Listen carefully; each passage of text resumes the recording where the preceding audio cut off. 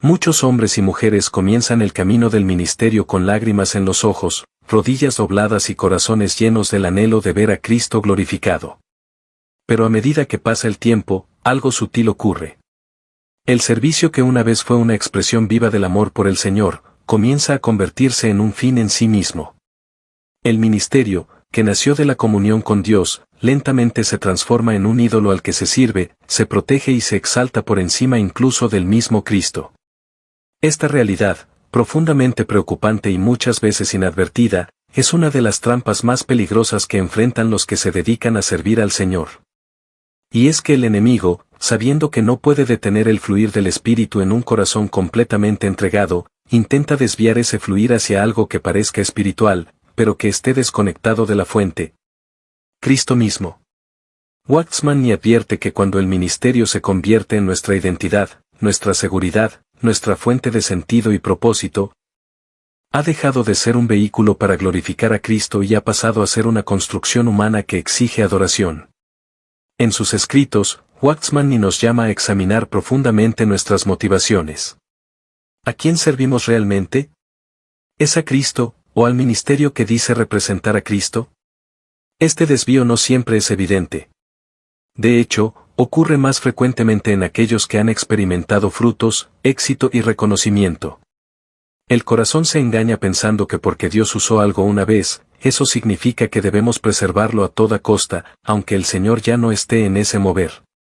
En la historia del becerro de oro, en el libro del Éxodo, vemos cómo el pueblo, desesperado por la ausencia de Moisés, pidió a Aarón que les hiciera un Dios visible. Aarón formó con el oro un becerro y lo presentó diciendo: «Este es tu Dios, oh Israel, que te sacó de la tierra de Egipto». Esta declaración revela la raíz de la idolatría, atribuir a algo creado el lugar y la obra que solo pertenecen a Dios. El ministerio puede ser ese becerro moderno. Lo levantamos, lo perfeccionamos, lo protegemos, y luego decimos que por medio de él el Señor está obrando. Pero muchas veces ese ministerio ya no está siendo sostenido por la presencia del Señor, sino por el esfuerzo humano, la tradición, el temor al cambio o la necesidad de aprobación. La tragedia de esto es que podemos seguir hablando de Cristo, predicando sobre Cristo y haciendo cosas en nombre de Cristo, sin que Cristo esté verdaderamente presente en lo que hacemos. Waxman ni explicó que una de las señales más claras de que hemos reemplazado al Señor por el ministerio es cuando nos sentimos amenazados por cualquier cosa que lo cuestione o lo reemplace. Defendemos estructuras, métodos, plataformas, agendas, porque en el fondo hemos invertido tanto de nosotros mismos en ello que no distinguimos más entre el Señor y la obra que decimos hacer por Él. Y así, como el pueblo de Israel, nos postramos ante un becerro brillante, pensando que estamos adorando al Dios verdadero. La palabra de Dios es clara en cuanto a lo que el Padre busca. En el Evangelio según Juan capítulo 4 versículo 23, el Señor Jesús dijo: «Pero la hora viene, y ahora es, cuando los verdaderos adoradores adorarán al Padre en espíritu y en verdad. Porque también el Padre tales adoradores busca que lo adoren». El Padre no busca ministerios, programas ni multitudes. Busca adoradores. Aquellos cuyo corazón está completamente rendido, cuya fuente es el Espíritu y cuya adoración es en verdad, no en apariencia. Cuando el ministerio se convierte en un ídolo, la adoración en espíritu y en verdad desaparece, y es reemplazada por una actividad religiosa vacía, ruidosa y desconectada del cielo. Waxman insistía en que Dios no está impresionado por nuestra obra. Él busca obediencia, dependencia y comunión. En la primera carta de Samuel capítulo 15 versículo 22, el profeta confronta a Saúl diciendo: «¿Se complace Jehová tanto en los holocaustos y víctimas, como en que se obedezca a las palabras de Jehová? Ciertamente el obedecer es mejor que los sacrificios, y el prestar atención que la grosura de los carneros». Esta palabra resuena con fuerza hoy para todos los que servimos al Señor. El ministerio, si no está basado en obediencia y comunión, se convierte en un sacrificio que Dios no desea. Una de las formas en que esto se manifiesta es cuando el ministerio se convierte en una fuente de estima personal. Ya no vivimos para agradar a Cristo, sino para mantener una imagen, una reputación, una plataforma. Se pierde la sencillez del corazón que decía: «Señor, si tú no estás, yo tampoco quiero estar». En su lugar, comienza a operar el alma, el esfuerzo humano, las estrategias, el marketing disfrazado de celo espiritual. El resultado es una obra grande en tamaño, pero vacía en sustancia. Se puede llenar un auditorio sin que el Espíritu Santo llene una sola vida. Se pueden multiplicar las reuniones sin que haya una verdadera visitación divina. Y esto no es exageración. Es una advertencia real que la historia y las Escrituras nos repiten una y otra vez. Cuando Moisés construyó el tabernáculo, lo hizo estrictamente conforme al modelo que Dios le mostró en el monte. No agregó ni quitó nada. No innovó. No improvisó. Cada detalle estaba diseñado para expresar la santidad, la gloria y la centralidad de Dios. Pero cuando el pueblo se desvió y adoró al becerro de oro, no fue por ignorancia ritual, sino porque su corazón se había alejado de la presencia de Dios. Así también hoy, podemos tener ministerios llenos de actividad, estructuras bien organizadas, música profesional, enseñanza elocuente, pero si el corazón se ha desviado, todo eso se convierte en un becerro de oro sofisticado.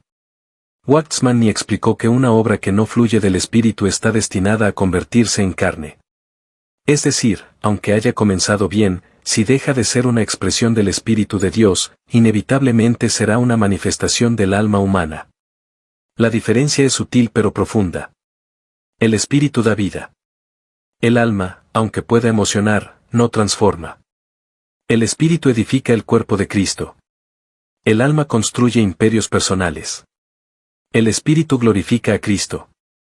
El alma busca reconocimiento propio.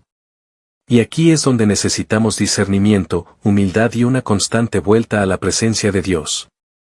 Porque nadie está exento de este peligro. El apóstol Pablo escribió en la segunda carta a los Corintios capítulo 11 versículo 3, pero temo que, así como la serpiente con su astucia engañó a Eva, vuestros sentidos sean de alguna manera desviados de la sincera fidelidad a Cristo. ¡Qué advertencia tan actual! Pablo temía que la iglesia, en su fervor, pudiera ser seducida no por el pecado evidente, sino por una desviación sutil, perder la sincera fidelidad a Cristo. Cuando el ministerio se vuelve más importante que la comunión con el Señor, cuando nuestra agenda reemplaza su voz, hemos caído en la trampa. Y lo más trágico es que muchos no lo notan, porque el ministerio sigue funcionando externamente. Pero el Espíritu ya no está allí. Waxman ni enseñó que el peligro de idolatrar el ministerio es que impide la obra interna del Espíritu en el siervo de Dios. Uno puede continuar predicando, liderando, enseñando, pero no crecer más espiritualmente, porque el enfoque ya no está en Cristo, sino en la actividad. Y esto termina afectando a toda la iglesia. Cuando el ministerio se transforma en un sustituto de Cristo, incluso las disciplinas espirituales más nobles se contaminan. La oración se vuelve una formalidad para abrir reuniones. La palabra, una fuente de frases impactantes para alimentar redes sociales. El ayuno, una herramienta para obtener resultados ministeriales y no para quebrantar el alma delante de Dios. El peligro más profundo es que el corazón ya no discierne que algo anda mal. Se acostumbra a funcionar en la inercia espiritual. Se ora, se predica, se aconseja, se lidera, pero todo sin la presencia viva del Señor. Es como Sansón cuando fue despertado por Dalila, en el libro de Jueces capítulo 16 versículo 20, él despertó de su sueño y pensó, saldré como las otras veces y me escaparé. Pero no sabía que el Señor se había apartado de él. Esta frase debería estremecer a todo siervo de Dios, no sabía que el Señor se había apartado de él. Waxman ni enfatizaba que cuando Dios se aparta de una obra, ésta puede seguir existiendo durante años en lo natural. Puede tener edificios, seguidores, estructura, finanzas. Pero carece de vida, de autoridad espiritual, de presencia. Y lo más alarmante es que esa ausencia puede ser cubierta por actividades religiosas. Es posible tener un calendario lleno, una comunidad activa, una agenda apretada, y aún así estar completamente fuera del mover del Espíritu.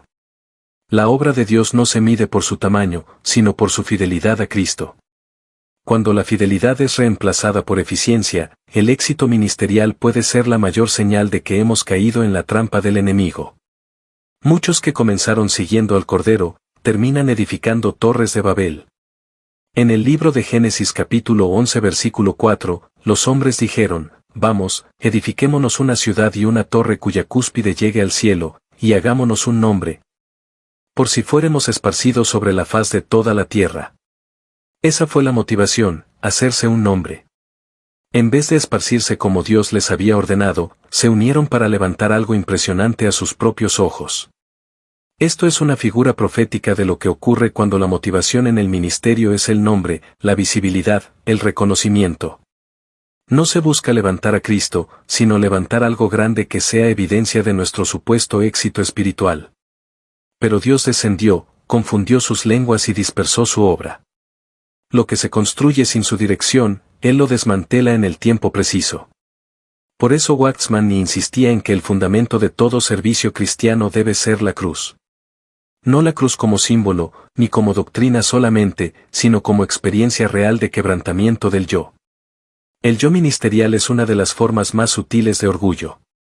Se esconde detrás del púlpito, del micrófono, del liderazgo. Es un yo espiritualizado, que cita versículos, que ora con elocuencia, pero que se resiste a morir. La cruz no solo trata con el pecado, sino también con el yo que quiere servir sin depender de Dios. Cuando el yo no es crucificado, toma el control de la obra, y aunque todo se vea espiritual, está gobernado por la carne. Por eso Pablo decía en la carta a los Gálatas capítulo 2 versículo 20, con Cristo estoy juntamente crucificado, y ya no vivo yo, mas vive Cristo en mí. El ministerio verdadero fluye de esta realidad, Cristo viviendo en el siervo, no el siervo actuando en nombre de Cristo. El verdadero siervo de Dios no se afana por resultados, se ocupa en permanecer en obediencia. No construye plataformas, construye un altar. No busca seguidores, busca agradar al Señor. No teme perder ministerio, teme perder la comunión. Y esa es la diferencia fundamental entre un ministro movido por el Espíritu y uno movido por el alma. El alma busca producir. El Espíritu busca obedecer. El alma quiere impresionar. El Espíritu quiere agradar.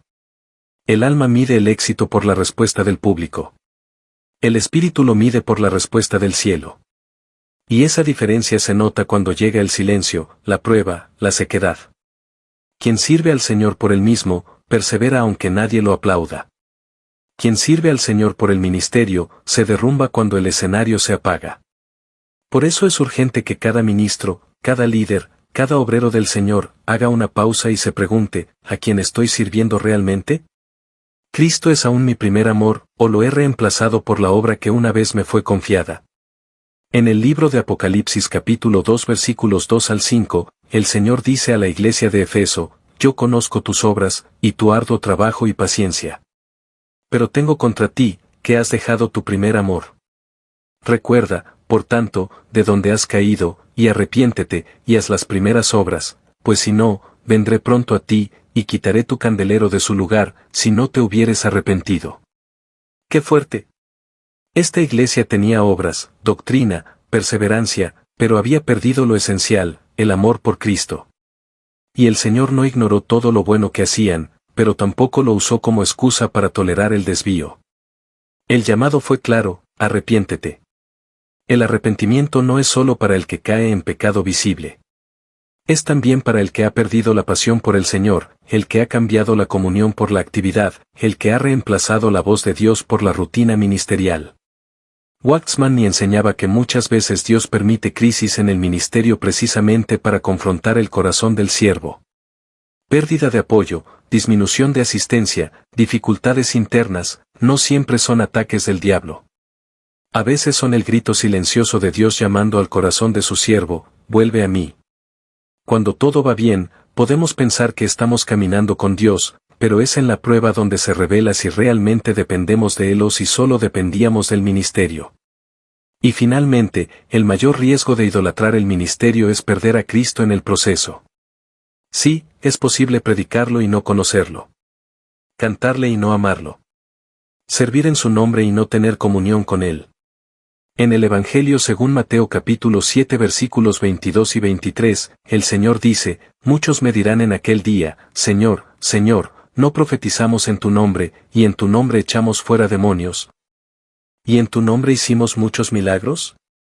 Y entonces les declararé, nunca os conocí, apartaos de mí, hacedores de maldad. No dice que negaron su nombre, ni que hicieron obras en nombre de otro. Todo lo hicieron en su nombre.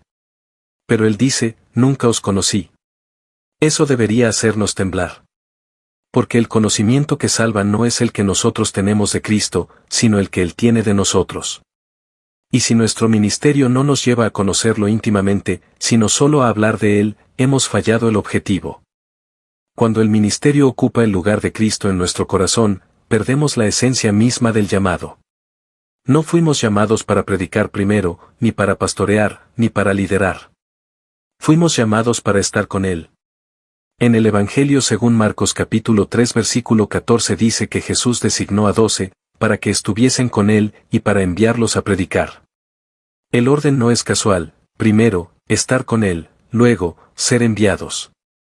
El ministerio genuino nace de la comunión con el Señor. Todo lo demás es activismo disfrazado de servicio. Waxman ni recalcaba que un siervo debe pasar más tiempo a los pies de Cristo que frente al público. Porque sin comunión, toda actividad espiritual se vacía de contenido eterno. Podemos tocar muchas vidas con nuestras palabras, pero solo transformamos vidas si el Espíritu fluye a través de nosotros. Y el Espíritu solo fluye donde hay una unión viva con Cristo. Uno de los engaños más comunes es pensar que Dios necesita de nuestra actividad para avanzar su obra. Como si Él dependiera de nosotros para salvar, edificar o avivar a su pueblo. Este pensamiento, aunque parezca noble, es profundamente orgulloso. Waxman ni enseñaba que Dios puede detenernos para preservar su propósito. Que a veces, en su amor, Él nos detiene, nos desarma, nos pone en pausa, para quebrantar la obra de nuestras manos y restaurar la dependencia de su voz. El ministerio puede crecer hacia afuera mientras se seca hacia adentro. Y es entonces cuando el Espíritu Santo interrumpe nuestra agenda. Nos quita el púlpito, nos reduce la influencia, permite incomprensiones. Todo eso no es rechazo de Dios, es una intervención misericordiosa para salvarnos de nosotros mismos. Porque, ¿de qué sirve predicar a miles si hemos perdido la intimidad con el Señor? ¿De qué sirve tener una iglesia llena si el corazón está vacío? ¿De qué sirve escribir libros, grabar enseñanzas, tener plataformas, si el altar está descuidado? El altar es el lugar secreto donde se quema el incienso, donde el siervo se quebranta, donde el fuego de Dios purifica. Sin altar, el ministerio se vuelve repetición, imitación, mecánica. En el libro de Levítico capítulo 6 versículo 13, Dios ordenó, el fuego arderá continuamente en el altar, no se apagará. Ese fuego no era decorativo, era la manifestación de la presencia de Dios. Cuando el fuego en nuestro altar se apaga, nuestra actividad puede continuar, pero ya no hay gloria. Y Waxman ni afirmaba con contundencia, mejor detener toda actividad que continuar sin la presencia. Hay una diferencia profunda entre un ministro que ha sido formado por Dios y uno que solo ha sido capacitado por hombres. La formación divina no ocurre en seminarios, sino en desiertos. No se basa en métodos, sino en quebrantamiento. Moisés fue entrenado 40 años en Egipto, y no estaba listo. Pero luego fue quebrantado 40 años en el desierto, y entonces fue útil. El Señor lo vació de su fuerza, de su habilidad, de su ímpetu natural. Para que, cuando lo enviara a libertar a Israel, ya no confiara en su poder, sino en la palabra de Dios. Lo mismo ocurre hoy. Muchos han sido preparados para predicar, pero pocos han sido procesados para servir. Muchos conocen las Escrituras, pero pocos han sido heridos por la espada del Espíritu. Y sin esa herida, el ministerio se vuelve superficial. Waxman ni hablaba de los siervos heridos. Aquellos que han pasado por la cruz, que han llorado en lo secreto, que han sido expuestos en sus debilidades. Estos son los vasos que el Señor usa. Porque no confían en sí mismos, no buscan gloria personal, no temen al rechazo. Su única meta es agradar al que los llamó. Y eso solo se aprende cuando el ministerio muere en nuestras manos. Sí, a veces Dios permite que todo lo que edificamos se venga abajo. No porque Él lo desprecie, sino porque no quiere que nos aferremos a eso más que a Él. Nos deja pasar por temporadas de esterilidad, donde no hay frutos, ni puertas abiertas, ni respaldo visible. Para ver si seguimos buscándole por quien Él es, no por lo que nos da. Esa es la prueba del corazón.